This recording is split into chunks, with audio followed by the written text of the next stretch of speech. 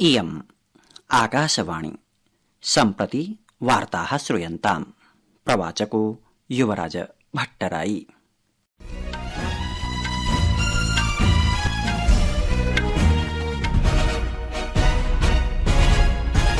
आदौ मुख्यवार्ताः। प्रधानमन्त्री श्री नरेन्द्र मोदी प्रोक्तवान् यत् 47,200 भारतं विकसितं राष्ट्रं कर्तुं प्रवासी भारतीय जनानां महत्वपूर्णा भूमिका वर्तते। उत्तरप्रदेशस्य प्रयागराजे कुम्भनगर्यां सोमवासरात् आयोक्ष्यमाणस्य महाकुम्भस्य अनुष्ठानस्य सज्जताः समाप्तप्रायाः सन्ति। केन्द्रीय पथ परिवहन राजमार्ग मन्त्री नितिन गडकरी अवोचत् यत् प्रशासनस्य लक्ष्यं राष्ट्रस्य ऊर्जा आयातकात् ऊर्जा निर्यातकरूपे परिवर्तनं वर्तते। अपि च बैडमिण्टन स्पर्धायां भारतस्य एच.एस. प्रणयः अद्य क्वालालम्पुरनगरे मलेशिया ओपन इति स्पर्धायाः पुरुषवर्गे प्रागुपान्त्यचक्रे चीनस्य ली शिफेंग इत्यनेन पराभूतः। अथ वार्ताः विस्तरेण। प्रधानमन्त्री श्री नरेन्द्र मोदी प्रोक्तवान् यत् 47,200 भारतं विकसितं राष्ट्रं कर्तुं प्रवासी भारतीय जनानां महत्वपूर्णा भूमिका वर्तते। श्रीमोदी ओडिशायाः भुवनेश्वर मध्ये 18 प्रवासी भारतीय दिवसस्य औपचारिकोद्घाटनस्य अनन्तरं जनसभां सम्बोधयति स्म। प्रधानमन्त्रिणा वैश्विक विकास यात्रायां भारतस्य च विकास यात्रायां प्रवासी भारतीयानां महत्वपूर्णा भूमिकापि प्रशंसिता। अमुना समस्ते विश्वे राजदूतरूपेण भारतीय प्रवासिनाम् उत्कृष्टकार्याणि तेषाम् उपलब्धयश्च देशं गौरवान्वितं कुर्वन्ति इत्यपि प्रोक्तम्। प्रधानमन्त्रिणा श्रीमोदिना प्रवासी भारतीयेभ्यः वैश्विक सम्मान प्रदानार्थं भारतीय मूल्यानां भूमिकापि रेखाङ्किता। श्रीमोदी उदयरयत् यत् विगतेषु 10 वर्षेषु अमुना नैकैः विश्वनेतृभिः समं सम्भाषणम् आचरितम्। विश्वस्य सर्वेऽपि नेतारः प्रवासी भारतीयानां श्लाघामेव कुर्वन्ति। अमुना प्रोदितं यत् अस्य मुख्यकारणं तेषां सामाजिक मूल्यं वर्तते यद्धि प्रवासी भारतीयैः विश्वसमुदायेषु प्रकटीकृतमस्ति। भारतस्य लोकतान्त्रिक मूल्यानां महत्वविषये प्रकाशं कुर्वन् श्रीमोदी अभाषत यत् भारतं न केवलं लोकतन्त्रस्य जननी वर्तते प्रत्युत लोकतन्त्रं तु अस्माकं जीवनशैल्यां समाहितम् अस्ति।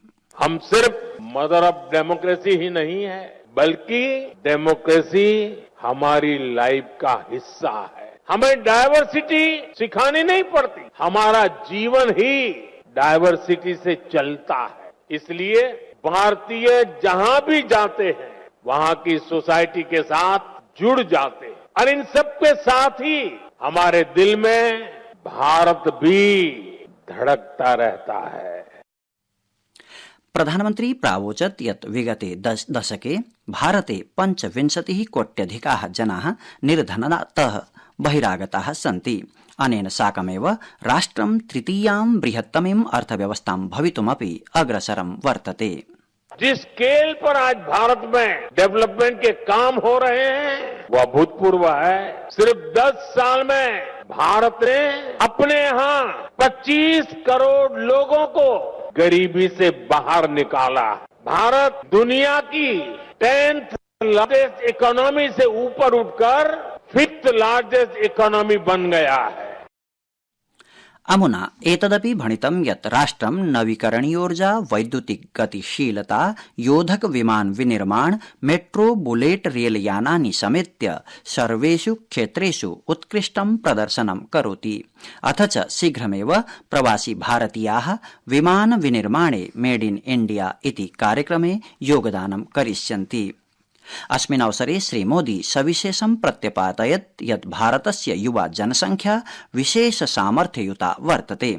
अतः प्रशासनस्य मुख्योद्देश्यः देशस्य युवजनानां कौशलोन्नयने सामर्थ्य संवर्धने च वर्तते। कार्यक्रमस्य अन्तर्गतं प्रधानमन्त्रिणा नैकाः प्रदर्शनीः चापि उद्घाटिताः, याः खलु भारतस्य समृद्ध सांस्कृतिक रिक्थानि प्रदर्शयन्ति। अत्रावसरे विदेशमन्त्री एस जयशंकरः प्रवासी भारतीय दिवसस्य प्रतिपालनं मोदिनः पूर्वोदयनीतेः अन्तर्गतम् अस्माकं प्राच्य संस्कृतेः विश्वस्तरे प्रतिष्ठापनं वर्तते इति प्रत्यपादयत्। श्रूयतां तावत्। The very people-centric changes we promote in India also benefit the diaspora. This could be enhancing the ease of doing business, promoting ease of living, or facilitating connectivity and travel.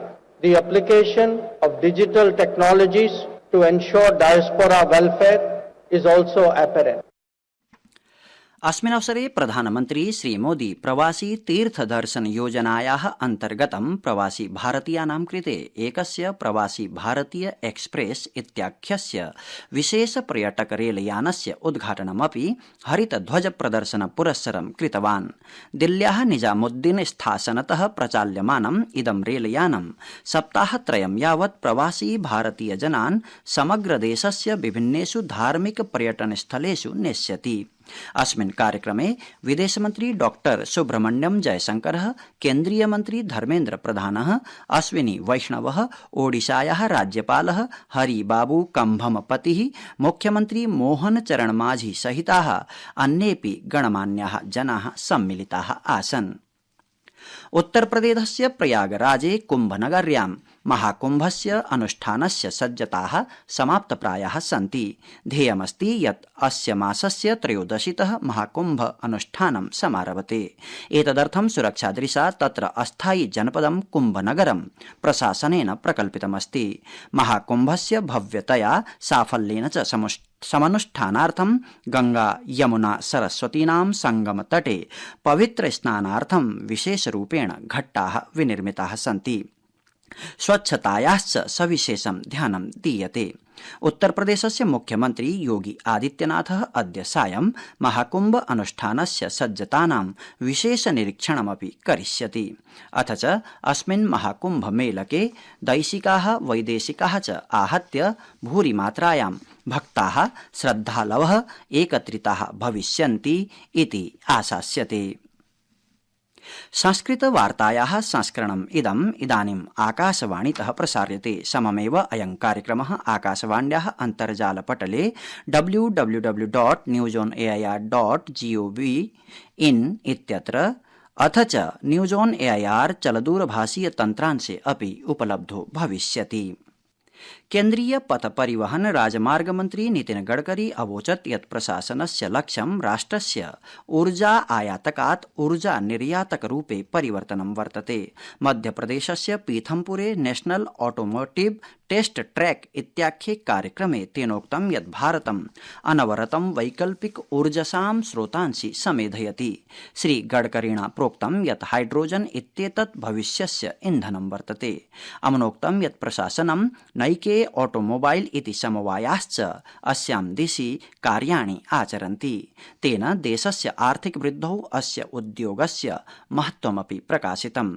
सममेवोक्तं यत् अनेन क्षेत्रेण इदानीं यावत् 4.25 कोट्यधिकाः आजीविकावसराः सृष्टाः सन्ति।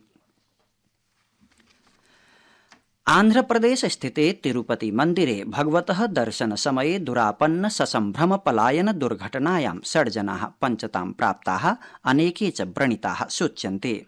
दुःखदं वृत्तान्तमिदं निध्याय राष्ट्रपतिना द्रौपदी मुर्मू वर्यया प्रधानमन्त्रिणा श्रीमोदिना च शोकसंवेदनाः प्रकटीकृताः।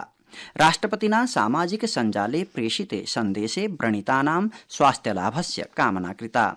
तत्रैव प्रधानमन्त्रिणा अपि मृतकानां कुटुम्बजनेभ्यः सान्त्वना प्रदानपूर्वकम् आहतीभूतानां शीघ्रं स्वास्थ्यलाभस्य प्रार्थना कृता। ऋतुविज्ञान विभागेन श्वः जम्मूकश्मीरस्य लद्दाखस्य च पृथक् पृथक् स्थानेषु शीतलहर्या अनुमानं प्रकटितम्। हरियाणायाः चण्डीगढं, हरियाणां, दिल्लीं च समेत्य देशस्य पूर्वोत्तर राज्यानां कतिपय भागेषु आगामि दिनद्वये सघन कुज्झटिका प्रभावः द्रष्टुं शक्ष्यते। अथ च बैडमिण्टन स्पर्धायां भारतस्य एच.एस. प्रणयः अद्य क्वालालम्पुर नगरे मलेशिया ओपन इति स्पर्धाया पुरुषवर्गे प्रागुपान्त्यचक्रे चीनदेशस्य ली शिफेंगः इत्यनेन पराभूतः। स्पर्धायां महिला युगलवर्गे अपि भारतीयदलं स्पर्धातो बहिर्भूतम्। इति वार्ताः।